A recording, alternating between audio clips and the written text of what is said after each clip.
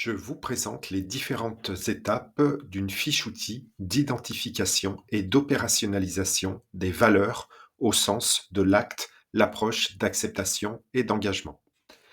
Démarche que l'on peut utiliser dans le cadre d'un accompagnement de coaching ou d'un accompagnement psychologique ou dans un cadre managérial.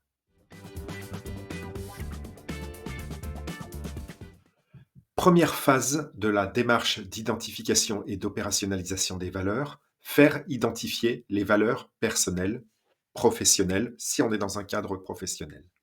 Cette première phase est réalisée durant l'étape d'analyse de la demande, a priori en séance 1. Premier point, expliquer ce que sont les valeurs professionnelles.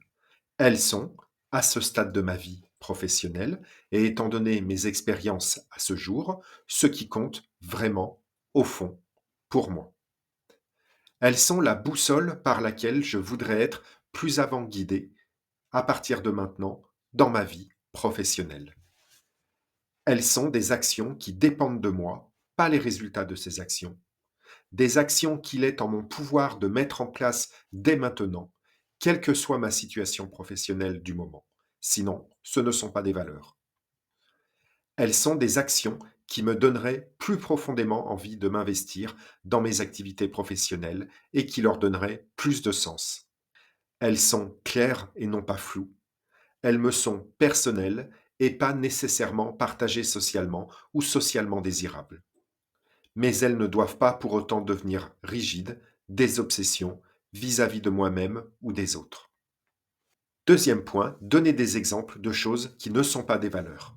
Arriver à aider les autres, marcher 2 heures par semaine, être aimé, être respecté, avoir tel poste, obtenir telle rémunération, être moi, laisser mes potentialités s'exprimer. Troisième étape, indiquer les grands domaines de valeur au travail. Prendre soin de soi, qualité de ses relations, développement et accomplissement de soi. Quatrième étape, inviter à prendre un moment pour se poser les questions suivantes, puis à formuler 2 valeurs. Dans quel domaine de ma vie professionnelle est-ce que je me sens actuellement particulièrement en difficulté, en quête de sens, en quête de changement? Qu'est-ce qui compte profondément pour moi au travail? Qu'est-ce que j'attends de ma vie professionnelle? Quelles sont les qualités, les caractéristiques que je voudrais cultiver au travail? Quel type de personne je veux être au travail? Cinquième étape, proposer une formulation de demande retenue. Premier point, mettre en place des actions de nature. Non. Premier point, mettre en place des actions de nature à, et ici on reformule l'aspect matériel de la demande, qui a été initialement identifié dans le cadre de cette phase d'analyse de la demande. Exemple, assurer au mieux mon rôle de manager, poursuivre les objectifs de vente, mieux m'organiser, être plus efficace face au turnover. Deuxièmement, tout en développant mes valeurs, et là on indique les valeurs que l'on vient d'obtenir. Être authentique avec les autres, être orienté solution face aux difficultés, être bienveillant, demeurer dans une démarche scientifique, être innovant, respecter la confiance qu'ont les autres en moi, demeurer dans un management centré sur l'humain, agir dans le sens de l'apaisement face aux tensions.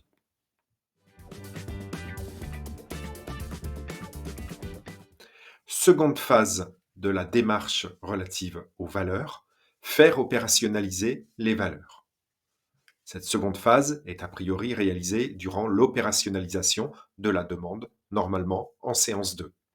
Pour chaque objectif général fabriqué, je vous renvoie à mon séminaire relatif à l'opérationnalisation de la demande, faire fabriquer des actions engagées, c'est-à-dire des objectifs spécifiques qui sont des actions opérationnelles de réalisation concrète et matérielle des valeurs au service de cet objectif général.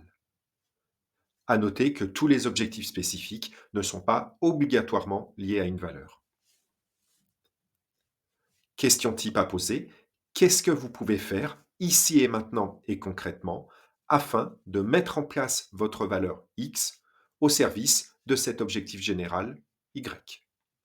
Quels changements pouvez-vous concrètement opérer ici et maintenant dans votre management, dans vos relations professionnelles, dans votre communication, dans votre organisation quotidienne, c'est fonction de ce qui est pertinent ici et maintenant, afin de mettre en place votre valeur X au service de cet objectif général Y.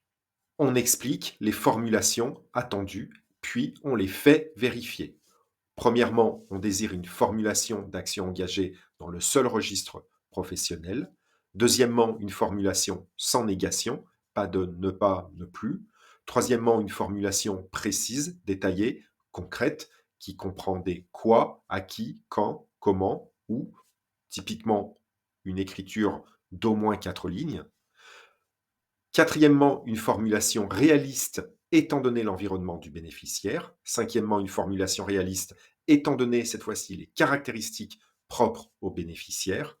Sixièmement, une formulation dépendant du bénéficiaire.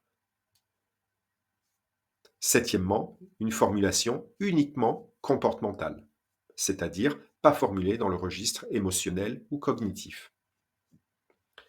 Exemple, l'objectif général était ici mieux encadrer mes collaborateurs au quotidien. Premier objectif spécifique, c'est-à-dire première action engagée, réunir chaque lundi matin l'équipe pendant 30 minutes et fixer les priorités de chacun durant la semaine en proposant des pistes d'action vraiment réalistes aux collaborateurs en difficulté. La valeur impliquée ici était être orienté solution face aux difficultés. Deuxième objectif spécifique, vérifier et moduler l'agenda de chaque collaborateur une fois dans la semaine en prenant en compte ses éventuelles difficultés du moment. La valeur ici impliquée était prendre soin des autres. Troisième objectif spécifique proposé par le bénéficiaire, passer saluer chaque semaine chaque collaborateur et le remercier pour une chose bien qu'il a réalisée récemment. La valeur impliquée ici était la gratitude.